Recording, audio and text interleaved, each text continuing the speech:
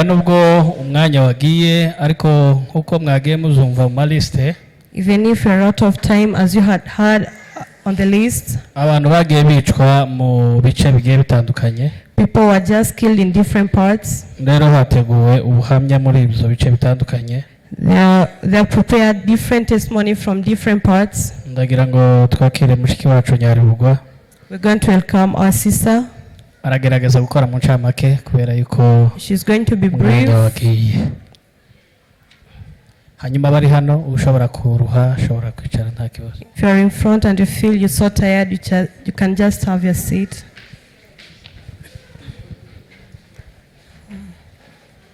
Murakoze cyane. Thank you so much. Icyambere reka mbanze nshimiye. Let me first of all thank. Shobora kubyibagirwa. I might end up forgetting. Ariko reka mbanze nshimira abantu. But let me first thank people. Cyambere nshimiye abantu bose bari aha ngaha uyu munsi. First of all, I really appreciate you all who are here. Uyu munsi nuwagiro cyane kuri twebwe. It's a very great day for us. Twongeye no kubwira abantu bawuhaye agaciro kuko muri Kenya hari impunzi nyinshi. I also tell those people who made it so important because there are so many refugees in Kenya. Abantu basize ibyabo bakaza kudushigikira. Those who left their own work so that they can come and support us. Imana yo mu ijuru ibaho umugisha. May God bless you. Ndongera kandi gushimira abantu batekereje kuri ibi bintu. Again, I thank those people who came up with this idea. Numvishije ukuntu imyaka ari myinshi. You have heard how long the duration is. Ariko tugiye kwibuka bano bantu bacu inshuro ya 4. But we just remembering our people for the 4th time. Ndabashimiye cyane abantu babitekereje. I really thank you all who thought of us. Twe twarabitekerezaga tukabura aho twobihera. We used to think about the idea but we didn't know how to start. Urya nta uzupfusha ngo yihambire adashigikiwe n'abandi. You can never let something out of you without the support from outside. You can never just help yourself. Ariko dushimiye abantu ba karere ka Bibogobogo bose muri rusange. I really thank those people from Bibogobogo area. Bakoze ikintu gikomeye cyane. Who did this great thing? Iki kintu, this great thing, twari twarabuze ukuntu twabivuga. We didn't know how to let it out. Zazaga bidutera isoni. It was so shameful. Bikadutera ipfunwe. It was so shameful to us. Tukabivuga twiherereye. We could just say it but just tukabivugana gahinda kenshi n'umubabaro. We can just say it with so much pain. Bamwe muri twebwe barwara amahahamu katavugira kivurwa. Even others went ahead and got depression and pressures. Ariko turabashimiye kuko igihe cyari kingiki iyo tubivuze imitima yacu iraruhuka. We really thank you for this was the time because our hearts usually get out. Zatuzimbije imitima igihe kirekire. It has been inside our hearts for long. Njewe rimwe na rimwe hari ahantu twajaga no gutarama mu masengesho n'abandi. Sometimes we could even go to churches. Kumva baceceka nkarara mbibabwira ijoro ryose rigaca. And I felt like they can just shut up so that I can just tell them the history. Kurya mbaye mbivuga bamwe ntibabiha agaciro. Whenever I could just say people did not take it as important. Ni ibintu nyine biraho by'ibitera soni by'ibitera bibashaka twisengera ariko njire nkumva twabivuga. Others used to feel that so shameful and I used to feel that they ndabireka. So after some time I just stopped. Nta mpamvu yo kubireka no kubivuga. Again I say to myself there is no importance of saying. Shima Imana ku gihe cyari ikingiki. But I really thank God that this was the right time. Cyo guha agaciro abacu. To give the respect to our people. Natwe abasigaye tukiha agaciro ndetse twiyubaka. Even for us to remain behind, we're supposed to respect ourselves and build ourselves. Imana yo mu ijuru bayobozi baho umugisha. May God bless you leaders. Imana yo mu ijuru ibaho umugisha. May the Lord is in heaven bless you. Twazaga tubivuga. We used to say those were twaranabivuze aho mutangiye kubikorera. We also say it so since you started. Tukavuga imbaraga z'abacu batashinguwe. We also said about the strength of those people we did not bury. Tukagira imbaraga kuko bari mu ijuru. And we are so strong because we are so sure that they are in heaven. Ikintu cyatugaruyemo bamwe ntibiyahura. The thing that brought us about is that some people did not commit suicide. nuko tuzi ko bagiye mu ijuru. It's because they went to heaven. Habe nubwo batashinguwe ngo bagire imva nziza, Even if they're not buried, habe nubwo batagiriwe amakaro n'ibindi, if there's no evidence habe of them nubwo where they kuri uyu are, munsi tutabona aho tubashakira, even if we don't know where we can just find them, ariko bari intwari kuko baharaniye baja mu ijuru. they were heroes and they just fought for heaven. Kandi dufite ibyiringiro kuko tuzababona. And we have that trust and belief that we're going to meet them Kandi again. nubwo imitima yacu ibabaye, Even if our hearts are so pain, ariko bo ahantu bagiye ni heza kurusha hano twe turi. but wherever they are in a good place more than us where we Nubwo are. turi kwibuka tuvuge ngo Imana ishimwe. Even if you're remembering, let's say praise be to God. Hallelujah. Hallelujah. Hallelujah. Hallelujah. Ni abantu benshi cyane. There are so many people.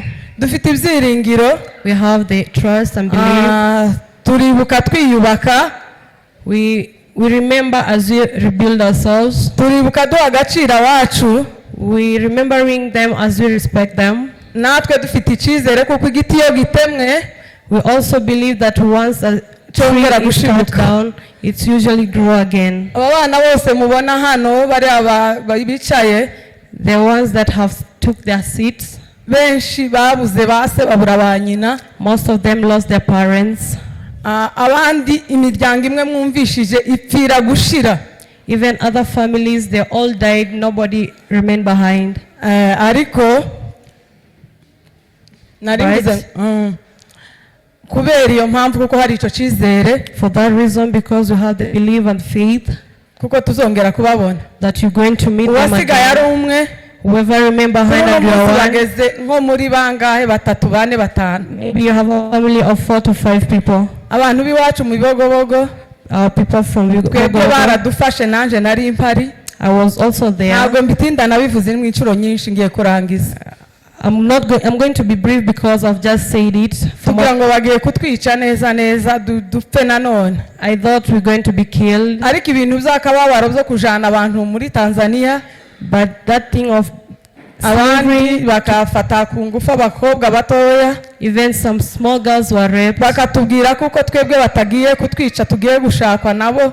They used to tell us that we won't kill you but we're going to marry you. Ibyo bintu byadukuye imitima turababara. That's what pained us most. Ibyo bintu nibyo byatubabaje cyane kurusha ibindi bintu. That's what hurt us more.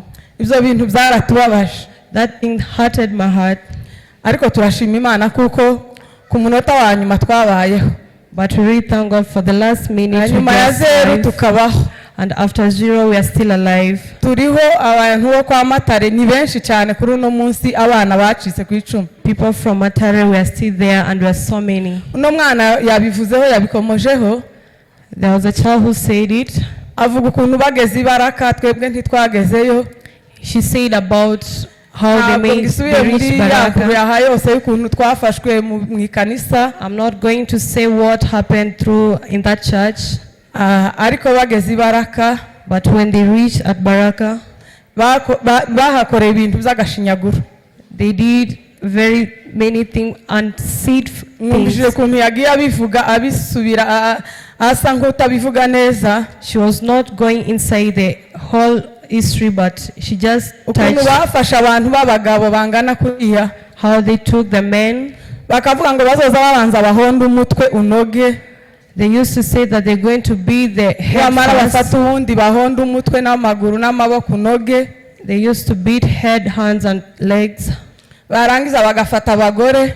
And then they took the women. Bakabica ruriya rupfu rw'agashinyaguro mwumvishije. And they killed them through the process that you heard. Ndabwira abantu. My message to people. Abangaba batekereje kudukorera uno munsi. Those who thought of this project. Ngo musubire mufatikanye n'abandi. Also join others. Musubire mufatikanye n'abari kure n'abari hafi. Just group yourself with others who are far and even those who are here. Kuri uno munsi bisebe dusigaranye. Today the pains that you have. Intimba nyinshi ziri ku mitima yacu. The pains that are inside our hearts. N'iz'abagore n'abakobwa bacu. It's because of the ladies and women n'abana b'abasore bagiye ari bato and the men, the young boys who went there, bakaba barahawe imiti yo kuvuga ko ari twebwe bicanyi and they were drugged and were told Bakaba that we yibyo are people were kubibagi- bad, and they were given other drugs so that they can even forget about our homes. You can just try your best so that you can do all your best. mukadushakira ubutabera Just give us justice.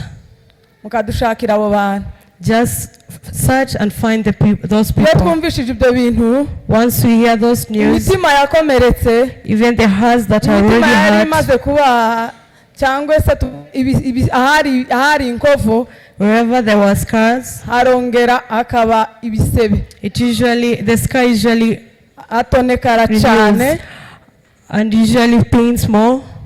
ndangije mpeza agaciro abantu b'iwacu I do respect those people zongeye of my mpaye home. agaciro abantu b'iwacu I respect our hari people. abantu b'intwari benshi They were hero people.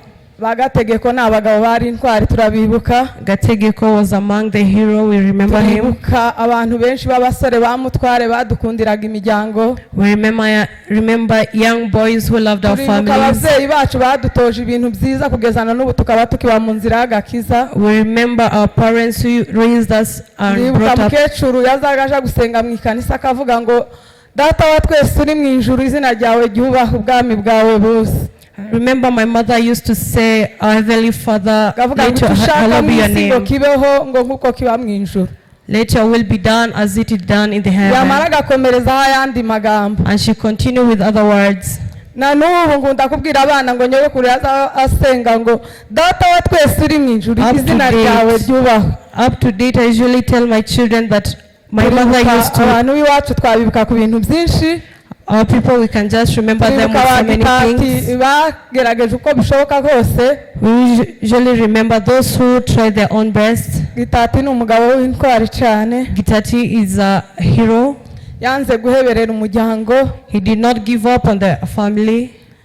aravuga ngo aho kugira ngo aheberere umuryango we w'abantu 20 n'ahandi hejuru He said that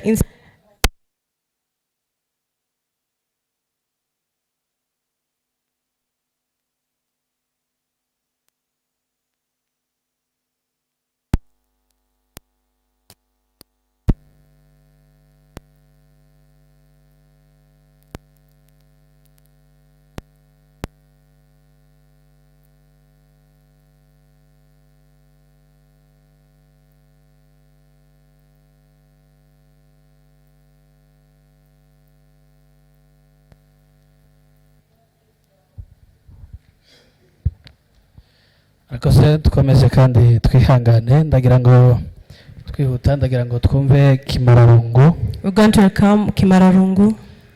araza gukora nawe mu ncamake aradufasha kumva uburyo bari mu gace ka Kabera bafashwe. He's going to give us a brief information of how the Kabera people were treated.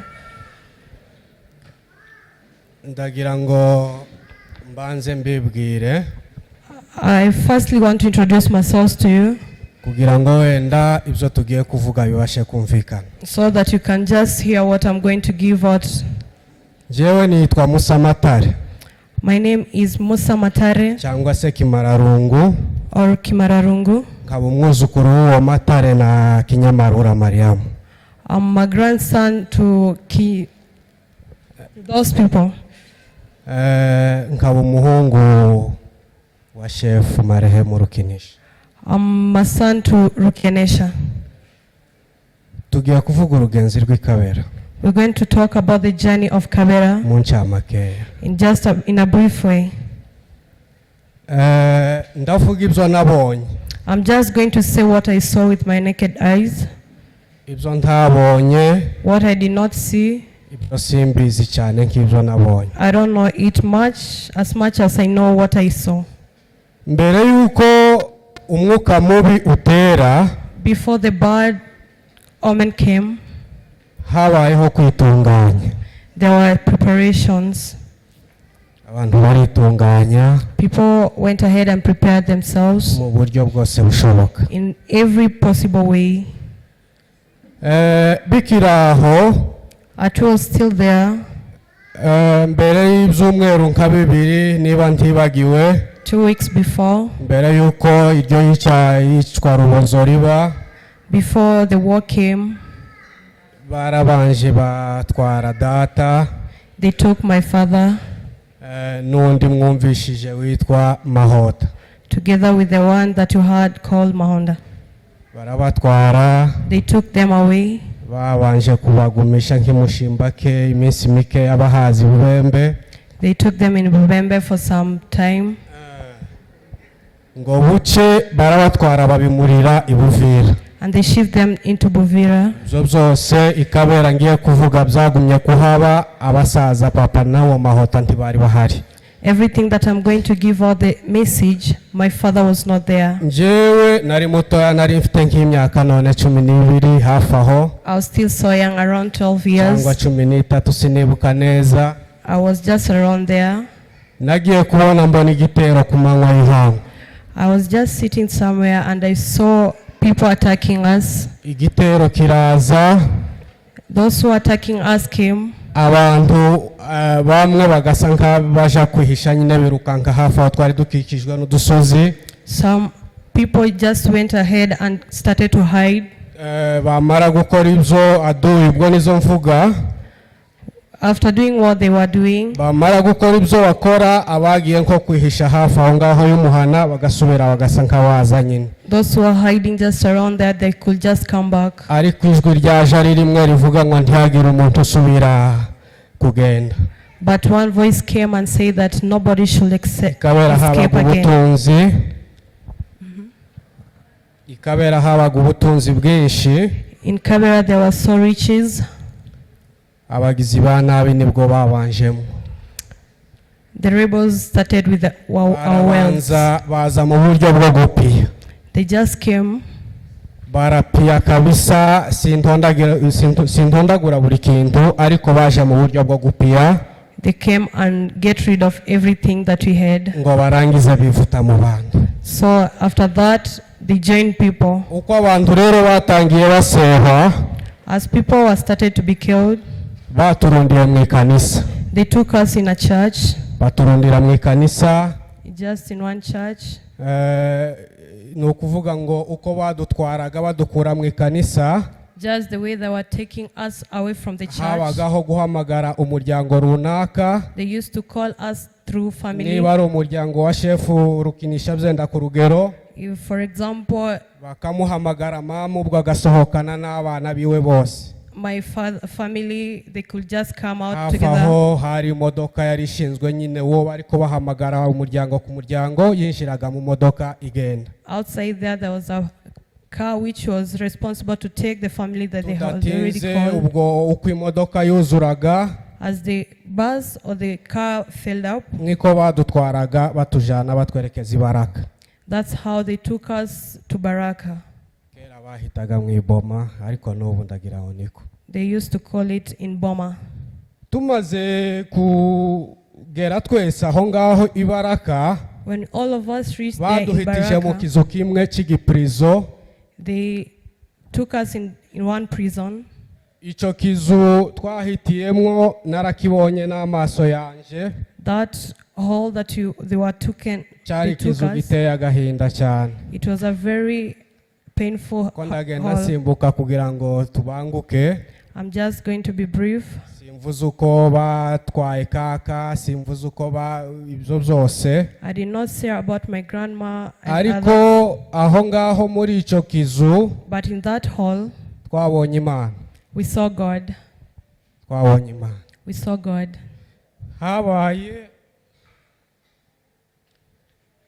twabonye Imana. We really saw God with our naked eyes. Nzanibuka muri iryo joro. I do remember that night. Indirimbo nzanibuka yaririmbiwemo. The only song which used to be sung inside ari there. indirimbo ivuga ngo tuziruhutsa tugeze mu ijuru. It used to say that we're going to rest once we are in heaven. Iyo ndirimbo niyo nibuka. That's the song that I can simply remember.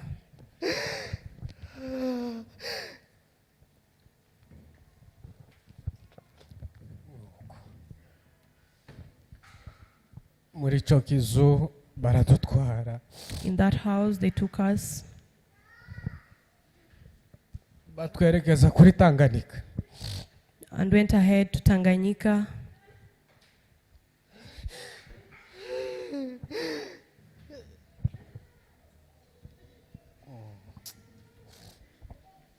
Batwerekeza kuri Tanganyika. They took us to Tanganyika Batwinjiza iboti. and we went on a boat. Iboti irahaguruka. The boat departures. Ngo tuje kugera mu kiyaga hagati. When we reached in the middle of the lake, Iboti irakwama. the boat stuck.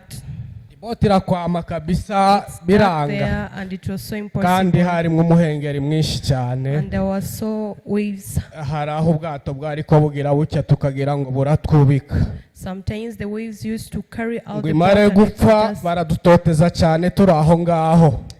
They abused us while we were still there in the Aho water. imoteri yazimiye y'ubwo bwato bwari budutwaye. When the motor just went off, Aho ngaho twaje kwisanga urundi ruhande bitewe n'umuhengeri wa Tanganyika. we just found ourselves on the other side of the lake due to the Baradutwara waves. nako iboti imaze gukwamiraho twaratotejwe cyane.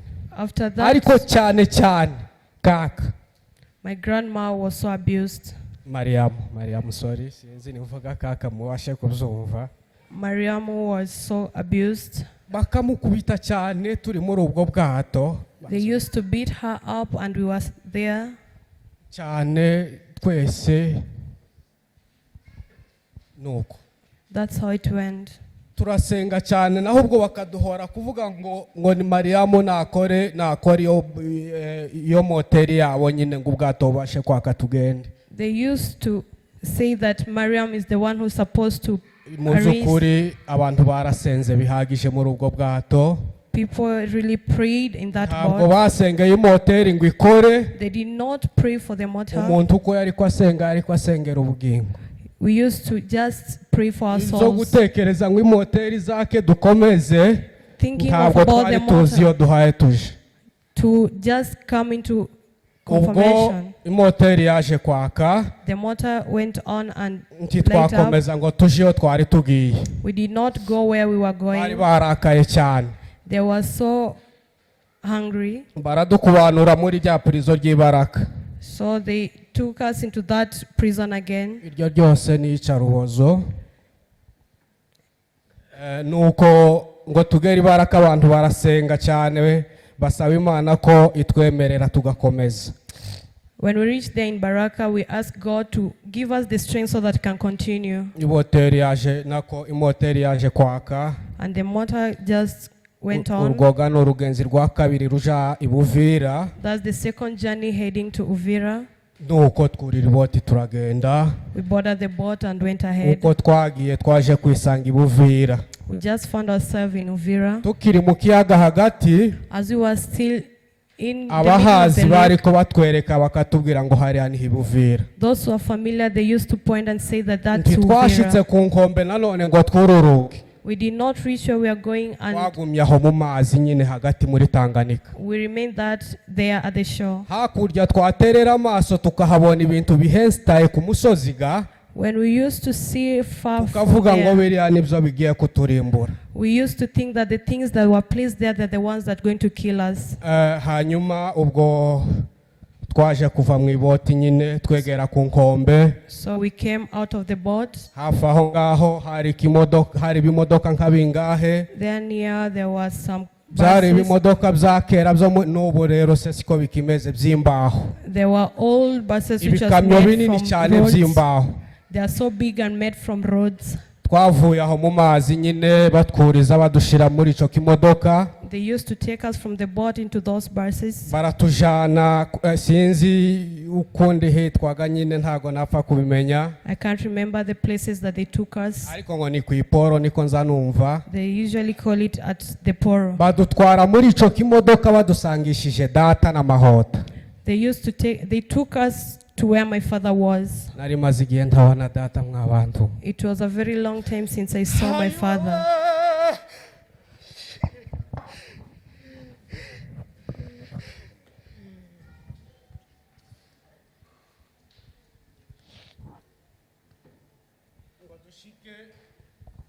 When we reached there, batwerekeje aho data nyine yari afungiye na Mahota. they took us where my father and Mahota was prisoned. Narungurutse data, murabona ni kimodoka chimbaho. We were in that bus which was made of rolls. Ifitemo nk'imyenge narunguruka mwonyine ukarangiza nk'umuntu. It had spaces so I can just peep and see. Abagore n'abana twari hasi nyine muri ico kimodoka. The women and children were in that bus. Abagabo bakatuba hejuru. And the men were ahead of us. Uko niko twari twicaye muri ico kimodoka. That's how we were sitting. Nagiye kubona data mbona serutse nko mu karyango kakariya. I just saw my father coming towards the door. Ishati yarashanyaguritse. His shirt was already torn. Dataraza. My father Aruri came, imodoka ndamubona ko haya yishona. Ararenga abandi bagabo bicaye. went ahead to where other men were sitting. Mukanya mbona Mahota nawe waramusohoye. After a while, I saw Mahota also coming. Arazamuka nyina ashona imodoka abandi bagabo bari bicaye. Again went where other men were sitting. Urugendo rurakomeza turagenda. That's how the journey continued No mukamanyura. up to Mukamanyura. Kamanyura mwumva niho wa data baguye. Mukamanyura, that's where my father died. Twarashitse Kamanyura. When we reached there, Babanza kumanura abagabo. they first took out all men. Babanza kumanura abagabo. They took all the men Tuhasanga utuzu tubiri tw'udutunda. and took them into 2 houses. Utwo tuzu tubiri baratubwira ngo abagabo barajaha, abagore bajaha ngaha. They grouped us and said men they're going to go into one room and Abagabo bose women baramanuka other. tubareba. All the men went ahead as we were seeing Amanuka them. yinjira aho bamweretse undi yinjira aho bamweretse. Everyone used to go where they used to Nihangane point. ngeze ku musozo. Just feel calm. In conclusion, Tugezweho rero abamama cyangwa se n'abana nyine. when they reached where we were, Umutima umurambwira ngo siyo nyuze aho data yanyuze. one heart told me like, why can't I go where my father Kurikira papa is? nkaja kumuramutsa. Why can't I go and greet my father? Ariko ntabwo cyari cyo gihe. But that was not the time. Wakurikiye abagabo yajanye nabo. Those who went with men went ahead with the men. Ngiye kubabwira gatoya gusa ko nabonye mu prison twari turimwe y'abamama. I'm just going to say that in that prison that I was locked in, I saw my mother. Twarahakubitiwe. We were so beaten up. Twarahakubitiwe. They beat us. Kaka yaraturambitse mu maso twese turiko Mariyamu. My grandmother was also there. Yaraturambitse mu maso twese aho tuwaye tumureba. My grandmother took us where we can just see her. Noneho habaho igihe cyo kuvuga ngo baza basohora umuntu umwe umwe, yaba umwana umwe umwe. Ntiwari bakiri ko basohora umubyeyi n'abana biwe. It reached at a point that they're going to take people Kandi one by nantu nayo one. nibagiwe. The thing that I had left behind. Cyo gihe itegeko ryari kuvuga ngo ninda yicwe. They used to say the law was that even the unborn children must be killed. Iryo niryo ryari itegeko. That was the law that was made. Noneho jewe reka mvuga uko nasohotse muri ako gaprizo. So I'm going to tell you how I escaped that prison. Babanje kaka. They Babanje Mariyamu. They first killed my grandma. Bamuteruye. They took her up. Bamukubitaguye ibipasu byinshi. They really beated her Yari so many kwagenda slaps. avirirana.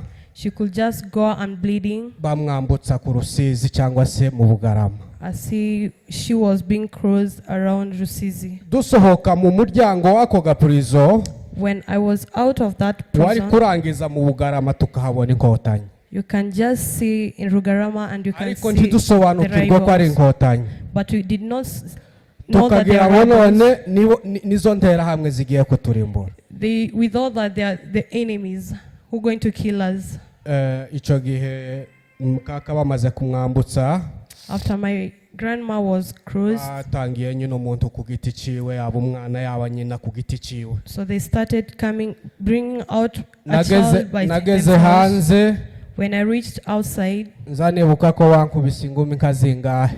I remember they gave me some feast kahaja ku rutugu around here, my shoulders. bagukubitaga nyine ibyo bagukubitaga basa n'abahaye baguhirika baguhutaza. They could just beat you up as you go down. bakubwira ngo iruka nyine uhaye wambuka Rusizi uja mu Bugarama. As they tell you to just run for yourself as you're going to cross Rusizi. Rero ngiye kurangiriza ku rupfu rw'ababyeyi. I'm going to end my story at the death of my parents. Sinarubonye. I did not see it. Sinarubonye. I did not see it. Ariko ndavuga uko twabwiwe. But I'm going to say what I was told. Ndavuga uko ababibonye batubwiye. I'm going to say what those who saw it, what they gave me. Ababibonye baravuze ngo bageze kuri data. Those who saw it, they say that once they reached to your father, ngo bisa nk'ibibagoye ari umuntu ukomeye cyane. it was so difficult for he was mu buryo so, bw'umubiri bwo kuba yakwirwanirira wenda ariko mbivuga. for he was so strong. Ariko kubera ko ari umwanya w'Imana arabyemera. But since it was God's time, he accepted it. Gushinja umuntu yamara gupfa niba batandukanyije ijosi n'igituza. They used to cut the body parts. Intumbi ikaririmba.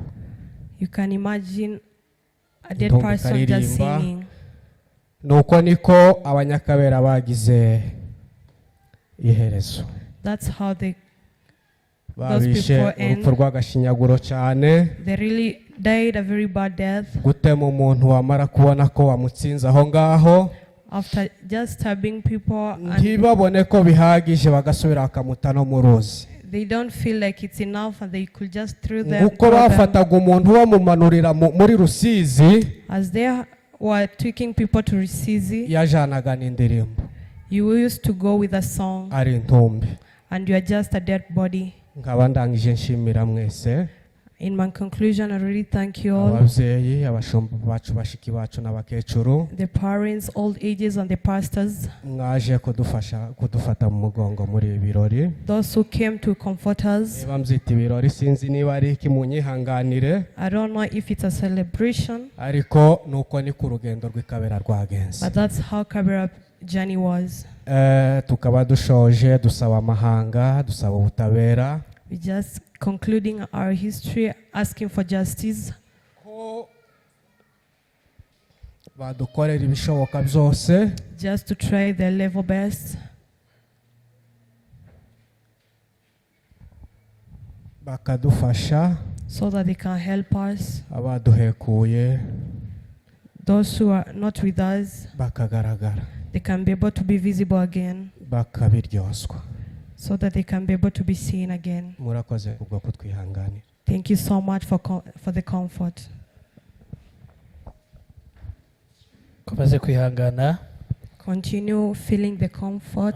Hari umwe usigaye n'ubundi umutangabuhamya ndagira ngo muhira atambuke. I'm going to request the last person. Nanone nawe aratubwira aho yari ari mu ncamake. He's going to be brief on where he was.